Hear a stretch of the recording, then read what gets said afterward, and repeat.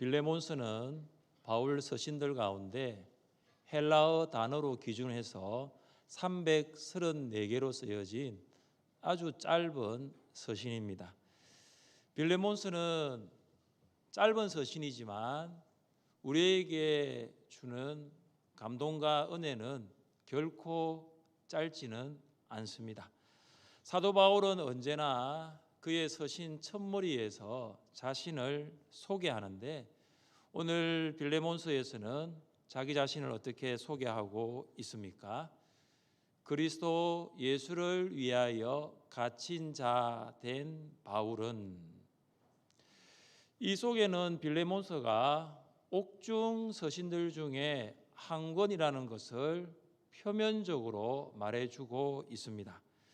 바울은 에베소서, 빌립보서, 골로새서와 함께 주후 60년경 로마 감옥에서 빌레몬서를 기록합니다. 그런데 다른 옥중 서신에서는 자기 자신을 그리스도 예수를 위하여 갇힌 자라고 말하지 않습니다. 그리스도 예수의 사도, 그리스도 예수의 종이라고 자기 자신을 소개합니다. 성경을 조금 유심하게 읽어보신 분은 이것을 충분히 아실 수 있습니다. 이때 우리는 이런 질문을 할 수 있습니다. 왜 바울은 빌레몬서에서만, 에베소서, 골로새서, 옥중서신도, 골로새서 그리고 에베소서, 빌립보서, 골로새서도 다 옥중서신인데 왜 옥중서신들 중에 왜 빌레몬서에서만 자신을 그리스도 예수를 위하여 갇힌 자 되었다라고 소개할 수 있는가? 이런 질문을 하게 됩니다. 그리스도 예수를 위하여 갇힌 자라는 것을 원문 그대로 직역하면 그리스도 예수의 갇힌 자입니다. 그리스도 예수의 갇힌 자는 그리스도 예수께 사로잡힌 자, 그리스도 예수의 죄수라고 보는 것입니다. 사랑하는 성도 여러분, 죄수의 특징이 무엇입니까? 죄수는 잡혀있는 사람입니다. 죄수는 자유가 없습니다. 죄수는 선택할 수 있는 자유, 행동할 수 있는 자유도 주어지지 않습니다. 마음대로 가고 싶은 곳을 가고 싶을 수도 없고, 그리고 생각대로 하고 싶은 일을 할 수도 없는 사람이 죄수입니다. 바울은 예수 그리스도를 위하여 복음을 전하다가 죄수가 됩니다. 바울은 여러 죄수들처럼 도둑질도 하지 않았습니다. 거짓말도 하지 않았습니다. 그런 예수님을 영접한 후에 이제는 나 자신을 위해 살지 않고 예수 그리스도를 위해로 살겠다라고 하였습니다. 오히려 바울은 그리스도 예수를 위하여 모함받고 고소당하고 살인의 위협까지 받습니다. 사람들은 로마 감옥에 갇힌 바울을 보면서 그는 가이사에게 사로잡힌 자, 가이사의 죄수, 로마 감옥의 죄수라고 부를 수 있지만 바울은 자신을 그렇게 부르지 않습니다. 나는 그리스도 예수께 사로잡힌 자, 그리스도 예수의 죄수라고 말합니다. 누구보다 빌레몬은 이 사실을 잘 알고 있습니다. 바울이 예수님을 사랑하고 복음을 전했고 그 복음을 전하여서 지금 로마 감옥에 왔다는 사실 말입니다. 바울이 만약 예수님을 사랑하지 않았더라면, 예수님을 위해 복음을 전하지 않았더라면 로마 감옥에 올 이유가 없었다는 것을 빌레몬은 잘 알고 있습니다. 예수 그리스도의 죄수라는 것은, 이 말은 곧 예수 그리스도의 사랑이라는 것입니다. 예수 그리스도의 죄수가 되었다는 것은 예수 그리스도의 사랑에서 시작됩니다. 사실 죄수와 사랑은 어울리지 않습니다. 여러분, 그런데 누구의 죄수가 되느냐에 따라서는 이 죄수와 사랑은 어울릴 수 있습니다. 예수 그리스도를 사랑하기 때문에 예수 그리스도의 죄수가 될 수 있는 것입니다. 예수 그리스도보다 더 사랑하는 그 세상에 없기 때문에 내가 예수 그리스도를 위한 죄수로 살 수 있는 것입니다. 저는 우리 하늘생교회 성도들이 예수님을 사랑하고 예수님께 사로잡힌 자, 예수 그리스도의 죄수가 될 수 있기를 주님의 이름으로 축복합니다. 빌레몬은 골로새에 살고 있는 부유한 헬라인 지주로서 바울이 3차 선교 여행 중 에베소에서 방문할 때 그 에베소에서 바울이 전하는 복음을 듣고 회심합니다. 바울이 빌레몬을 어떻게 부르고 있습니까? 우리의 사랑을 받는 자요 동력자라고 부르고 있습니다. 빌레몬은 바울과 디모데의 사랑을 받는 자입니다. 교회 지도자의 사랑을 받는다라는 것은 다시 말해 곧 하나님의 사랑을 받는 것과 같습니다. 사랑하는 여러분, 사랑을 받는다라는 것이 무슨 말일까요? 사랑을 받는다라는 것은 사랑을 받는 그 자체의 의미보다 사랑을 나눌 수 있다는 것을 전제합니다. 그래서 사랑을 받는 사람은 사랑을 나눌 수 있는 책임을 가지고 있습니다. 우리는 사랑을 나누지 않는 사람을 정죄할 수 있습니다. 왜 그 사람 사랑하지 않는가? 그런데 우리는 그 사람을 정죄하기 이전에 그 사람을 사랑하면 됩니다. 그러면 사랑을 나누지 않는 사람도 사랑을 받게 되고 그 결과 다른 사람에게 그 사랑을 나눌 수 있습니다. 우리 중 어떤 성도는 나는 사랑을 받지 못했습니다라고 말할 수 있을 것입니다. 어릴 때 부모로부터 사랑을 받지 못했을 수도 있습니다. 자라나면서 친구나 선생님으로부터 사랑받지 못했던 사람도 있을 수 있어요. 그리고 결혼했어도 배우자로부터 사랑을 받지 못한 성도님들도 있을 수 있습니다. 여러분 잘 생각해 보십시오. 부모의 사랑, 친구와 선생님의 사랑, 그리고 배우자의 사랑보다 더 큰 사랑이 있습니다. 그 사랑은 바로 하나님의 사랑입니다. 여러분 하나님의 사랑이 세상에서 가장 큰 사랑이라는 것을 아십니까? 그렇게 믿으십니까? 여러분 방금 여러분이 알겠다라고 고개도 끄덕이고 그렇게 믿고 있습니다라고 아멘 하셨는데 사실 머리로 아는 것은 그렇게 중요하지 않습니다. 머리로 아는 것보다 더 중요한 것은 내 가슴으로 느끼는 거예요. 여러분 사랑은 머리로 하는 것이 아닙니다. 사랑은 머리가 뜨거워지는 것이 아니에요. 여러분 사랑하면 머리가 뜨거워집니까? 사랑해 보신 적 있으십니까? 사랑하면 가슴이 뜨거워져요. 머리가 뜨거워지는 것은 뭐죠? 두통입니다. 네, 맞죠? 열나죠? 그 두통이에요. 그러면은 두통약을 드시면 됩니다. 요즘 같은 시국에 머리가 뜨거워졌다. 하나 더 필요합니다. 코로나 검사 받으셔야 됩니다. 사랑하면 가슴이 뜨거워져요. 가슴이 뛰는 거예요. 한때 한국교회 성도들이 많이 불렀던 축복송이 있습니다. 당신은 사랑받기 위해 태어난 사람. 교회 모임 예배에서 결혼식장에서 축가로 많이 불렀습니다. 당신은 사랑받기 위해 태어난 사람, 당신의 삶 속에서 그 사랑 받고 있지요. 사랑받기 위해 태어났다고 하니까 너무 기쁩니다. 다른 사람은 모르지만은 나는 이 찬양을 들으면서 너무 기쁜 마음이 들어서 참 좋습니다. 처음에는 이 찬양이 좋았습니다. 계속 부르면서 느끼는 것은 사랑받기 위해 태어나 계속 사랑만 받고만 있는 거 좀 이상합니다. 아니 그리스도인의 삶이 사랑을 받는 것도 필요하지만 사랑을 받는 것만이 그리스도의 삶은 아니지 않는가라는 생각을 할 수 있습니다. 그래서 그 다음 나온 축복성이 이것입니다. 또 하나의 열매를 바라시며, 이 축복성은 이렇게 시작합니다. 감사해요. 깨닫지 못했었는데 내가 얼마나 소중한 존재라는 걸. 여기까지는 앞에 축복성과 좀 비슷합니다. 그런데 이 축복성의 마지막이 중요합니다. 당신은 사랑받기 위해 그리고 그 사랑 전하기 위해 주께서 택하시고 이 땅에 심으셨네. 또 하나의 열매를 바라시며, 당신은 사랑받기 위해 그리고 그 사랑 전하기 위해. 앞에 축복성과 다른 점이 무엇입니까? 앞에 축복성은 사랑을 받는 것에 집중했다면 뒤에 축복성은 그 받은 사랑 전하기 위해 살아간다라는 것입니다. 축복성도 이렇게 바뀌고 있습니다. 그러나 우리는 어떻습니까? 혹시 우리는 여전히 하나님의 사랑만 받기를 원하고 있습니까? 아니면 그 받은 사랑을 나누고 있습니까? 코로나임에도 불구하고 목자가 여전히 목장 식구들을 사랑할 수 있는 것은 하나님의 사랑을 받았기 때문입니다.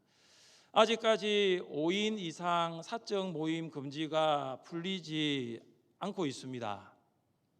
제 개인적인 생각에는 앞으로도 풀리기는 쉽지 않을 것 같습니다. 200명 이하로 확진자가 줄어들어야지 될 텐데 지금은 오히려 더 늘어나고 있는 시국입니다. 그래서 저는 이 부분을 이렇게 해석합니다.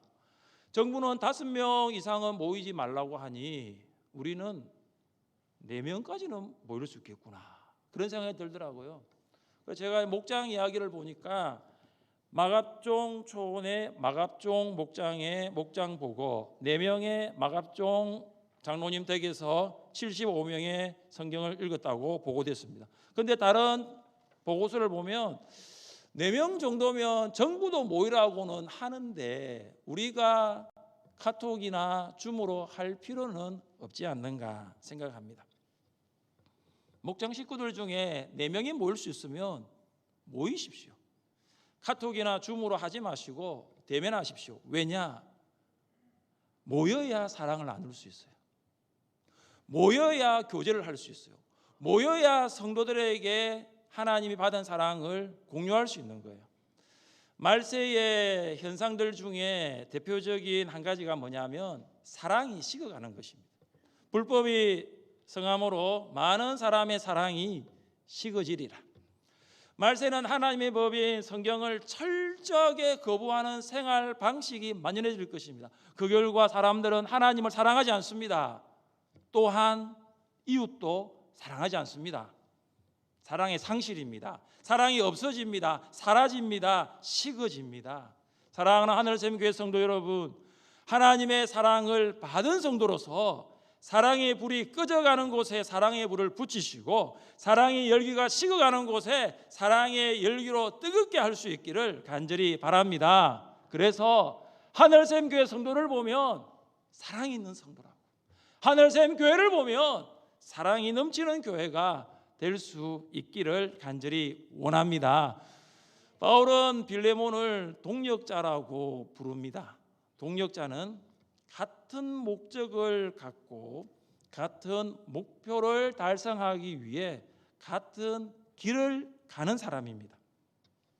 바울은 빌레몬과 같은 마음을 가지고 예수 그리스도의 복음을 위해서 같은 길을 걸어가고 있는 동력자라고 보고 있습니다.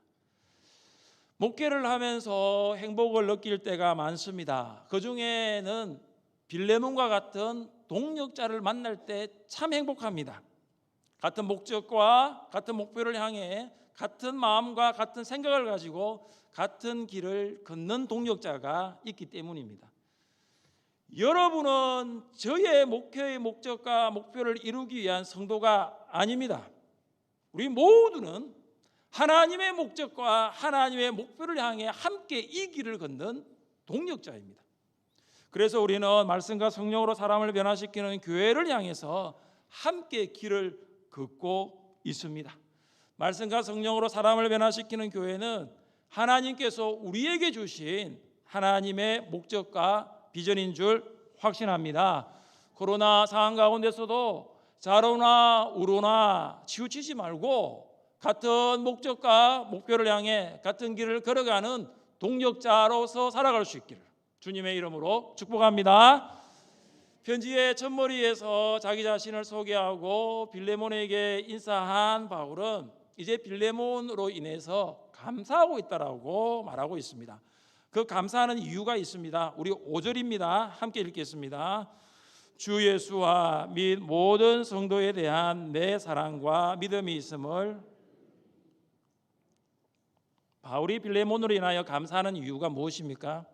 하나님과 성도에 대한 사랑과 믿음입니다.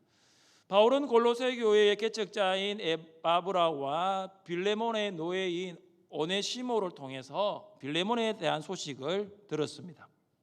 한두 번 들은 게 아닙니다. 계속해서 이 빌레몬이 어떠한 삶을 살아가는가, 어떠한 신앙생활을 하는가를 들었습니다. 그 내용이 뭐냐면 하나님께 대한 사랑과 믿음, 동시에 성도에 대한 사랑과 믿음이었습니다. 5절에서 우리는 표면적으로 빌레몬이 하나님과 성도에 대한 각각의 사랑과 믿음이 있다는 것을 알 수 있습니다. 하나님에 대한 사랑과 믿음, 성도에 대한 사랑과 믿음입니다. 그러나 오늘 본문에서 바울이 정말로 강조하고 싶은 것은 하나님에 대한 사랑과 성도에 대한 사랑입니다. 이 빌레몬서의 기록 목적이 바로 그것이기 때문입니다. 하나님의 사랑을 통해서 이웃을 사랑하는 것, 이것이 바로 본서의 기록 목적입니다. 하나님과의 수직적인 사랑의 관계를 통하여 나타나는 오네시모와의 수평적인 사랑의 관계, 이것이 빌레몬서의 요지입니다. 이런 면에서 볼 때 바울은 에바브라와 오네시모를 통해 들었던 것은 하나님과 성도에 대한 사랑이라고 볼 수 있습니다. 그것이 오늘 설교 제목이죠. 자, 빌레몬은 두 가지를 가지고 있습니다. 하나님에 대한 사랑과 성도에 대한 사랑입니다. 빌레몬의 사랑이 나타나는 대상이 분명합니다. 하나님과 동시에 성도입니다. 빌레몬에게는 아내 아비아와 아들 아키포가 있습니다. 빌레몬은 부유한 노예 소유주로 큰 집을 가지고 있었습니다. 에바브라가 골로새에서 교회를 개척할 때 빌레몬은 그의 그 큰 집을 예배당으로 사용할 수 있도록 드렸습니다. 빌레몬의 집이 예배당으로 드려졌다는 것은 단순히 빌레몬의 집에서 모여서 예배를 드린 것만으로는 끝나지 않습니다. 빌레몬의 집에서 예배를 드린 것이 아니라 성도를 향한 그 사랑의 표현이 예배당을 드리는 것으로 나타난 것입니다. 빌레몬의 아내인 아비아는 아마 예배를 드리기 전에 그의 집을 열심히 청소했을 거예요. 썰고 닦고 치우고 열심히 했을 것이에요. 그리고 예배로 모였습니다. 예배로 모였다고 그냥 끝났다고 그냥 갈 수 있나요? 뭔가 준비했겠죠. 음식을 준비하고 다가를 준비하고 차를 준비하고 과일을 꺼내 놓았겠죠. 그러니까 이 빌레몬은 이 하나님을 사랑할 뿐만 아니라 이 빌레몬의 가족은 동일하게 성도도 사랑했다는 것입니다. 우리의 모습을 세밀하게 들여다보면 어떻습니까? 우리는 하나님을 사랑합니다. 그런데 하나님을 사랑하면서 동시에 성도를 사랑하고 있습니까? 어떤 분은 하나님은 정말로 사랑합니다. 근데 그의 삶을 보면, 그 성도의 삶을 보면 성도를 사랑하지 않습니다. 아직까지 한 번도 자기 집에서 목장의 식구들을 초대하여서 목장 모임을 가지지 않았다고 한다면은 제가 보기에는 아직 성도 사랑하지 않는 거라고 봅니다. 제가 보기엔 그래요. 주일날 예배당에 와서 예배드리는 건 하나님 사랑하는 겁니다. 그럼 이 사랑을 여러분이 받았다면 나의 집을 열고 나의 거실을 열고 나의 냉장고도 열고 나의 지갑도 열어서 성도들을 섬기고 목장 식구들을 섬기는 그 사랑으로 나가야 되는데 여전히 예배당에서 예배드리는 걸 만족하고 나의 집문은 꽁 닫아놓고 나의 현관문을 꼭 닫아놨다면 그거 성도 사랑하는 거 아닙니다. 말로만 사랑하는 거죠. 성경은 하나님과 이웃 사랑에 대해서 무엇을 말합니까? 바리새인인 율법사가 예수님께 묻습니다. 선생님, 율법 중에서 어느 계명이 가장 큽니까? 율법사는 바리새인으로 율법의 613개의 조항을 중요한 조항과 덜 중요한 조항으로 나누는 사람입니다. 어쩌면 율법사는 정말로 율법 중에서 가장 큰 계명이 무엇인지 알고 싶었던 것입니다. 그때 예수님의 대답이 무엇입니까? 우리 같이 한번 읽어보겠습니다. 내 마음을 다하고 목숨을 다하고 뜻을 다하여 주 너의 하나님을 사랑하라 하셨으니 이것이 크고 첫째 되는 계명이요. 예수님께서 하신 하나님 사랑의 방법이 무엇입니까? 마음을 다하고 목숨을 다하고 뜻을 다하고, 이게 하나님 사랑입니다. 예수님은 세 가지를 강조하십니다. 마음과 뜻과 목숨입니다. 마음과 뜻만 사랑하고 목숨은 사랑하지 않는 것이 아닙니다. 이 세 가지가 다 합하여 하나님을 사랑하라는 것입니다. 여러분, 마음은 감정이에요. 목숨은 의지입니다. 뜻은 지성입니다. 그래서 마음과 이 목숨과 뜻은 지정의예요. 여러분 지정의를 가지고 있어요. 여러분 안에 지정의가 있습니다. 여러분이 아는 거, 여러분이 느끼는 거, 여러분의 의지가 바로 여러분이에요. 그러니까 전인적으로 사랑하라는 거죠. 여러분의 전 존재로 사랑하라는 거예요. 예수님은 하나님을 이렇게 사랑하라고 말하고 있습니다. 마음만이 아니라 의지로, 감정만이 아니라 목숨을 다하여 사랑하라는 거죠. 예배가 하나님의 사랑에 대한 반응으로 볼 때 우리는 전인적으로 예배를 드려야 합니다. 전 존재로 예배해야 합니다. 그런데 비대면 예배는 그렇지 못합니다. 울산기독교 청년합회에서 주관한 우리 부활절 연합예배, 우리 교회도 부활절 연합예배를 비대면 예배, 영상예배로 드렸습니다. 어쩔 수 없었죠. 예배를 드리는 교회가 이제 제한이 있으니까 울산에 있는 성도들이 다 갈 수가 없었습니다. 부활절 연합예배 장소는 울산 교회당이었습니다. 저는 울산 교회에서 약 4년 가까이 사역을 했습니다. 강사 목사님이 설교했던 그곳에서도 굉장히 많은 설교를 했어요. 그래서 영상으로 보이는 울산 교회가 저에게는 전혀 낯설지 않았습니다. 그럼에도 불구하고 제가 그 현장에 없으니까 마음을 다하여, 목숨을 다하여, 뜻을 다하여 전인적으로 전 존재로 하나님을 사랑하며 예배드리는 것이 한계가 있더라고요.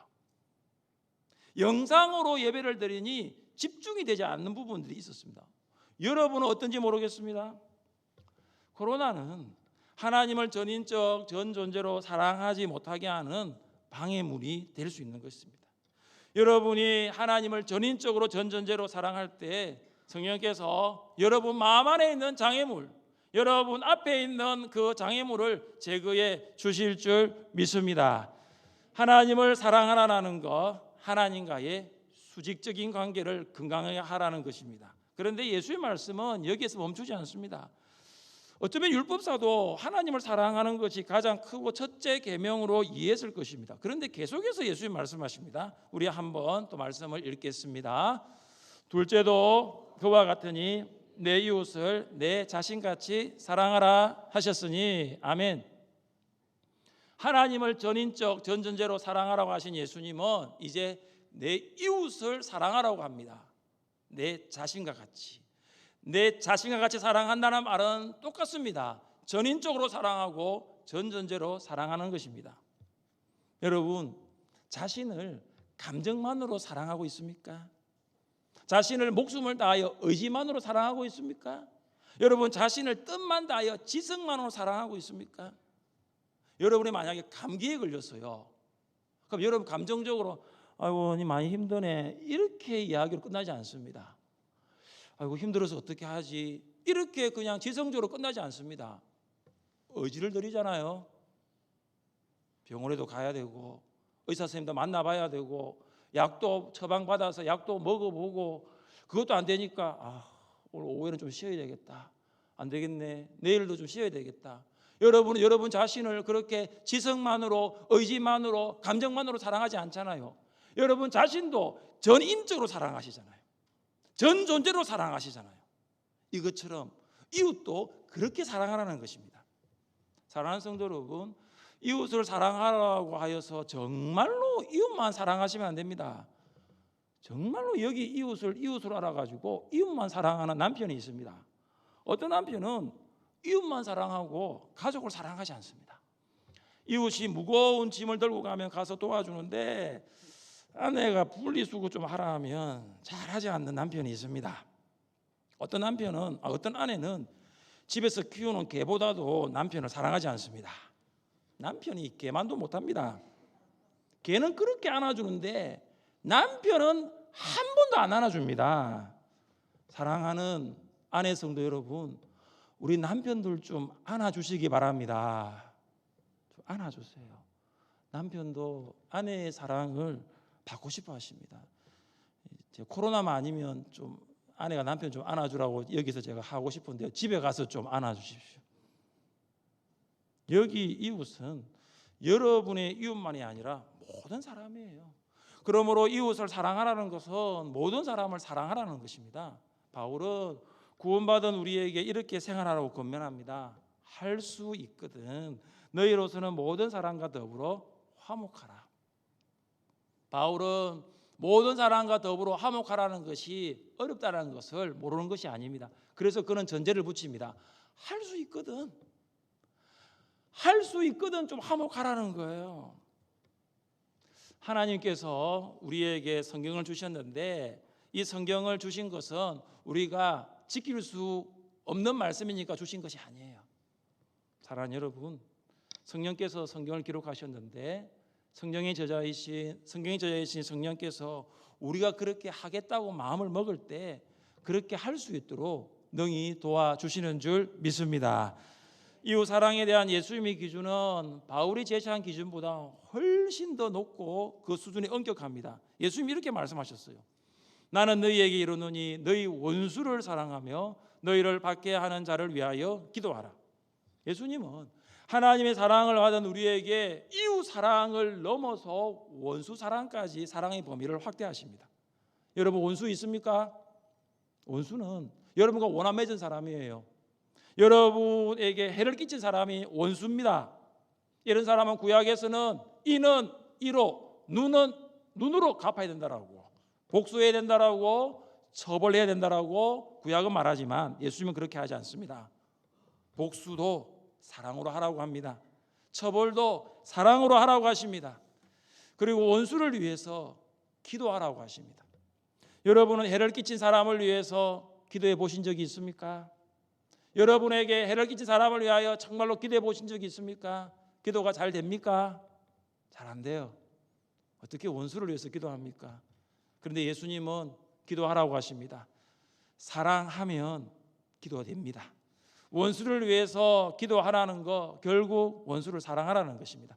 예수님은 우리에게 세상 사람들이 사랑하는 기준보다 더 높은 기준의 사랑을 기대하고 계십니다. 예수님 우리에게 도저히 할 수 없는 사랑을 명령하신 것 아닙니다. 인간적으로는 원수를 사랑할 수 없지만 하나님의 사랑을 받은 사람이라면 원수도 사랑할 수 있습니다. 두 아들을 죽인 살인자를 복수하거나 처벌하지 않고 양 아들을 삼은 손양원 목사님, 우리와 똑같은 사람입니다. 그런데 그는 그 살인자를 복수하지 않습니다. 아들로 삼습니다. 신앙생활은 하나님과의 수익적인 관계와 이웃과의 수평적인 관계가 만나는 것입니다.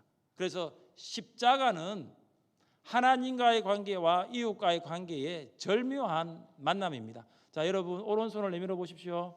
자, 이 시간에는 미술 시간입니다. 자, 오른손 내밀어 보시고 십자가를 그려 보세요. 십자가.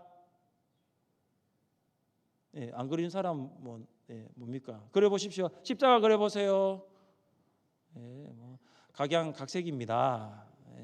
통일은 안 되는 건 분명합니다. 앞에서 보니까 제가 십자가를 그려봐라는 것은 위에서부터 아래로가 먼저예요. 그리고 수평이 두 번째예요. 근데 수평이 첫 번째고 위에서부터 아래로는 더하기죠. 플러스. 그런데 중요한 것은 십자가는 분명 위에서부터 아래로, 밑에 옆에서부터 좌에서부터 우로 이거예요. 한 성도의 아름다운 헌신으로 십자가 불이 들어왔어요. LED로 불이 환해졌습니다. 제가 보기에는 세계에서 가장 아름다운 십자가 불빛입니다. 여러분 보신 적 있습니까? 새벽기도 오시면 볼 수 있습니다. 낮에는 안 보입니다. 불을 안 켜거든요. 새벽기도 오십시오. 불이 엄청 밝습니다. 제가 그걸 보면서 어떤 생각이 드냐면은 십자가가 뭔가 계속 묵상했어요. 그냥 십자가는 고난주간에 우리가 그 십자가 아니라는 거죠. 이 십자가는 우리 모든 신앙생활을 다 담고 있어요. 내가 얼마나 하나님 사랑하고 있는가, 그리고 하나님이 나를 얼마나 사랑하고 있는가, 그거예요. 그리고 나는 이웃을 얼마나 사랑하고 있는가, 이 하나님이 주신 이 사랑으로 나는 이웃을 얼마나 사랑하고 있는가. 하나님과의 관계, 이웃과의 관계, 그게 얼마나 건강한가, 그게 얼마나 조화를 이루고 있는가, 그것이 얼마나 균형을 잡고 있는가, 그게 십자가가 보여주고 있는 것입니다. 여러분, 신앙생활 어려운 게 아니에요. 신앙생활은 하나님 잘 사랑하는 거예요. 그리고 나아가 이웃도 잘 사랑하는 거죠. 빌레몬은 정말로 신앙생활 잘한 사람이었습니다. 저는 우리 하늘새인교회 모든 성도들이 빌레몬과 같이 하나님을 사랑하고 이웃을 사랑하는 신앙생활 잘할 수 있기를 간절히 바랍니다. 빌레몬이 하나님을 사랑하고 성도에 대해 사랑한다는 소식을 바울이 들었을 때 바울이 뭐라고 말합니까? 우리 7절을 함께 읽겠습니다. 형제여, 성도들의 마음이 너로 말미암아 평안함을 얻었으니 빌레몬의 사랑으로 인하여 골로새 교회의 성도들이 뭘 얻었다고 바울이 말하고 있습니까? 평안함을 얻었다라고 말하고 있습니다. 개정개혁에 평안함을 얻었다라고 기록된 이 단어는 마태복음 11장 28절에 나옵니다. 수고하고 무거운 짐진 자들아 다 내게로 오라 내가 너희를 쉬게 하리라. 비슷한 단어가 뭡니까? 쉼이죠. 예수님은 그에게 나오는 자들에게 쉬게 하겠다, 쉼을 주겠다고 말씀합니다. 똑같습니다. 빌레몬은 골로새 교회 성도들에게 쉼을 주었습니다. 육체적인 쉼도 주었거니와 정신적인 마음의 쉼, 나아가 영혼의 쉼까지 주었습니다. 골로새 교회 성도들이 살았던 시대는 지금보다 더 각박합니다. 더 힘들었습니다. 여러분, 골로새에는 방목되는 양들이 많았습니다. 그 양들 중에 광택이 나는 흑모가 있었어요. 흑모, 모직인데 광택이 나는 그 흑모를 팔아가지고 골로새가 굉장히 상업적으로 번창했습니다. 그런데 지진이 나버렸어요. 여러분, 지진이 나버리니까 땅이 제대로 있겠습니까? 골로새의 경제가 하루아침에 몰락해 버렸습니다. 굉장히 어려웠습니다. 그리고 이 골로새에는 이 사이비 종교들이 너무나 많이 들어왔어요. 헬라의 공리주의, 유대인의 극단적 율법주의, 동양의 신비주의, 금육주의들이 막 들어와 버렸습니다. 경제적으로는 굉장히 피폐한 삶을 골로새 성도들이 살았고, 정신적, 영적으로는 쉴 곳이 없는 거죠. 어디 하나 쉴 곳이 없는 거예요. 그런데 빌레몬의 성도를 향한 사랑이 무엇입니까? 평안함을 주는 것입니다. 추수하는 날에 얼음 냉수와 같은 쉼이었어요. 여러분, 추수하는 그 더운 날 시원한 얼음 냉수 한 잔, 지친 몸도 쉼을 얻게 할 뿐만 아니라 마음까지 쉼을 얻게 하는 거죠. 빌레몬은 골로새 교회 성도들에게 얼음 냉수 같은 쉼을 주는 존재였습니다. 그리고 빌레몬의 사랑은 골로새 교회 성도들에게 쉼을 주었을 뿐만 아니라 바울에게도 기쁨을 주었습니다. 비록 바울은 로마 감옥에 갇혀 있는 상황이지만 빌레몬이 하나님을 사랑하는가 동시에 이웃을 사랑하고 성도를 사랑하는 것을 들었을 때 너무 기뻤던 것입니다. 사랑하는 여러분, 하나님을 사랑하고 이웃을 사랑하는 성도가 되십시오.